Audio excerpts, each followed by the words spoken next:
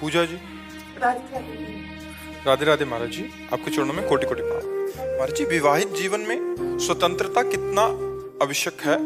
आजकल सब स्वतंत्र। हम तो केवल इतनी बात जानते हैं कि शास्त्र, गुरु, कानून, समाज, इसके परतंत्र रहने से आप सदैव सुखी रहेंगे और इनसे स्वतंत्र होंगे तो आप नष्ट हो जाएंगे। शास्त्र आज्ञा न मानना, कानून न मानना, समाज की धर्म व्यवस्था न मानना, संतों की बात न मानना, ये स्वतंत्रता नरक ले जाएगी। आज जो स्वतंत्रता बढ़ती जा रही उसका आप परिणाम देख रहे हैं कि जो बच्चियां, बॉयफ्रेंड गर्लफ्रेंड ब्रेकअप, फिर ऐसा वही ब्याह हो जाने पर एक पति में नहीं रुक पा रहे हैं, एक पत्नी में नहीं रुक पा रहे हैं। वो अपनी गंदी आदतों के कारण गृहस्थी का जो संबंध बड़ा कड़ुआ होता चला जाए। फिर या तो गुस्सैल स्वभाव हो तो मारपीट करे, नहीं बाद में फिर वो संबंध विच्छेद कर ले, क्या जीवन रह गया। बच्चे हो जाने पर भी वो अपने बच्चों का और पति का त्याग करके दूसरे पुरुष से या दूसरे स्त्री से कितनी घटनाएं हो रही। इसका कारण है स्वतंत्रता। ये जो आपने शास्त्र शासन, गुरुजनों का शासन नहीं माना, उसी से आपकी वृत्ति स्वतंत्र हो गई। अब कैसे वो एक जगह टिक सकती है? जो 10 दिन बॉयफ्रेंड ये और 20 दिन ब्रेकअप करके दूसरा, फिर तीसरा, वो जब ब्याह करेंगे तो एक पति में रुकेंगे, वो एक पत्नी में रुकेगा, उसकी वही उच्छृंखल वृत्ति होगी। और जब ऐसा गृहस्थ होगा तो कितना बर्बाद गृहस्थी होगी।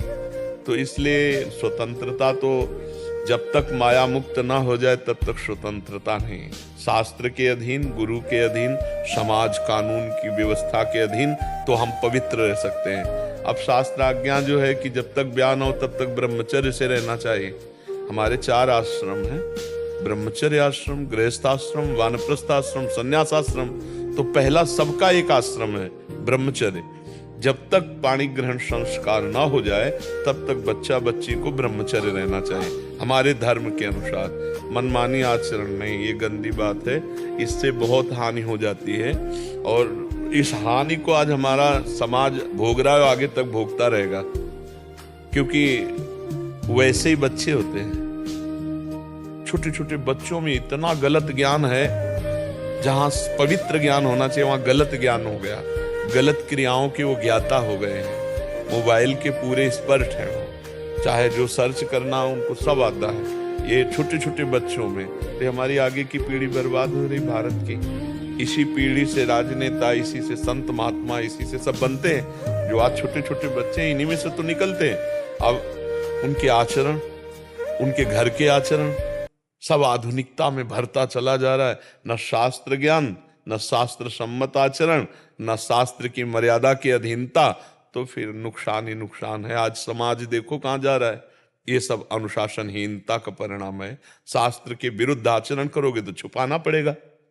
अगर आप धर्म से पाणी ग्रहण करके संतान प्राप्त करते तो कितना मंगल, तब तो थाली बजाते कि संतान हुई, आनंद मनाते।